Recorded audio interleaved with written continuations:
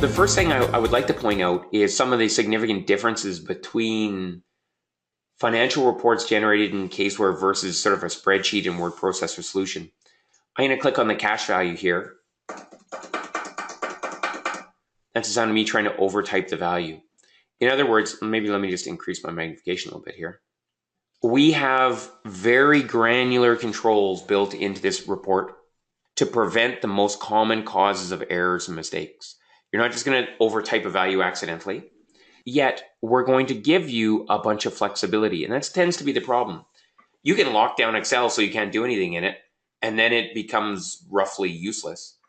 Inside of CaseWare, what they realized was if we ensure the integrity of certain areas, we can allow modification in other ways and still mitigate the risk of error. So for example, if the reason I was trying to overtype this number was because I didn't want cash to be the first row anymore, I wanted that to be taxes receivable. Well, you don't overtype the value. You can see that this row, taxes receivable, is being powered by a group code. In this case, the group code is maybe a little small for you, but it's 115.200. So if I were to choose up here 115.200, watch what happens on that first row. It now becomes taxes receivable. The description changed dynamically and the amounts changed. So we've ensured consistency on that row, description and amounts, but we were able to modify our table structure. Or maybe what I wanted was I want to put in a subtotal. I highlight the rows where I want a subtotal. I'm going to come up and drop in a subtotal here. Now let me just draw your attention before I do that. Look at the totals here at the bottom of my asset section, 13.4 and 11.386. I'm going to drop in a subtotal, and you will note that I did not just break my totals. Those did not change. On inserting a subtotal, CaseWare was smart enough to come down to my total totals and ensure that we don't double count.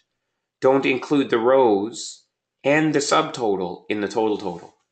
So again, you're starting to see some of the intelligence that CaseWare brings to bear in its reporting solutions. It's not just some generic report writer.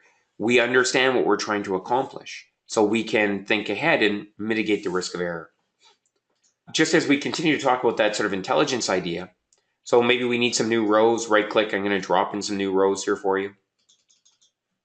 3 new rows. Because there are some new disclosures that we need. Well, those rows have automatically been included, my subtotal and my total, and I'm now free to choose the various GL accounts that I want. So there's my cash row back.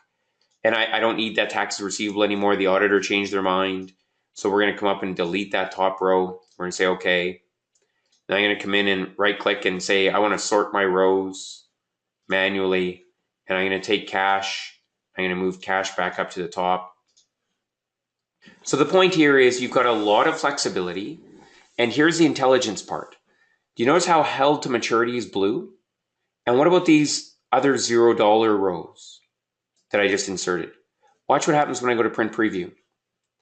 You're going to see that CaseWare is smart enough not to print those rows. We told CaseWare, listen, if there are no balances in any of the columns, don't waste our time, automatically skip those rows. And we can do that for columns. We can do that. We can say, listen, turn off the inventory note. If the total inventory is less than materiality, dynamically turn off the inventory note. So we can take some of that professional judgment that you apply to the statements on the fly and build it into the tool set so that these common sort of time-consuming tasks are automated for you entirely. Thank you very much for your time, everyone.